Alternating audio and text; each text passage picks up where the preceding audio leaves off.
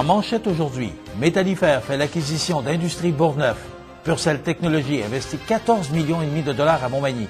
Et l'Expo régionale en juin, une décision d'affaires.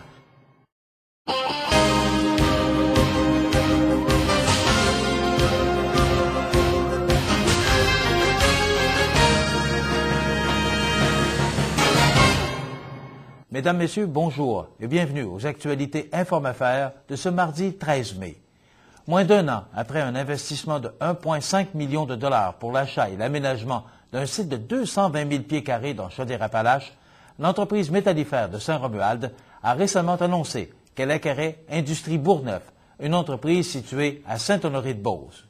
Du même fait, Métallifère a plus que doublé son nombre d'employés qui passe de 20 à 50. Son propriétaire, Michel Filion, s'est empressé de garantir la totalité des emplois de l'entreprise Beauceronne. Cette nouvelle expertise vient s'ajouter à celle déjà existante dans le domaine des pièces forgées de la fonderie, des pièces coulées à la cire perdue en fonte ou en bronze. L'entreprise lévisienne a connu plusieurs changements durant la dernière année. Établie depuis 1988 à Sainte-Foy, Métallifère déménageait ses pénates en septembre dernier dans le secteur de Saint-Romuald, de l'autre côté du fleuve.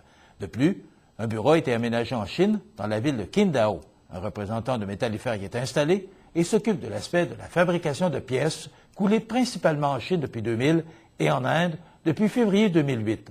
Des changements importants qui semblent être bénéfiques pour l'entreprise.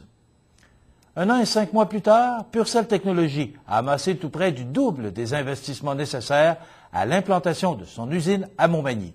Des partenaires privés ont embarqué dans le projet qui totalise actuellement 14,5 millions de dollars.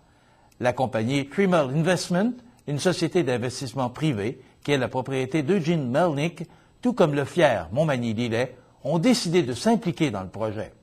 Nous sommes fiers d'avoir intéressé des investisseurs et des entrepreneurs de classe internationale à nos travaux entrepris par notre entreprise. Grâce au succès de notre récente opération de financement, Purcell dispose des fonds requis pour l'atteinte de résultats d'exploitation cruciaux d'ici 12 à 18 mois. Notre entreprise prévoit notamment de s'adjoindre de nouveaux cadres supérieurs clés, d'accélérer le cours de son processus de développement clinique et d'explorer de nouvelles occasions de partenariat sous licence pour affermir la position de Purcell parmi les chefs de file du secteur biopharmaceutique du Canada, explique le Dr André Boulay, président et chef des opérations de Purcell. La Société d'agriculture a décidé de faire un virage à 180 degrés en déménageant la tenue de sa principale source de financement du mois d'août au mois de juin, devenant ainsi la première exposition régionale de l'année.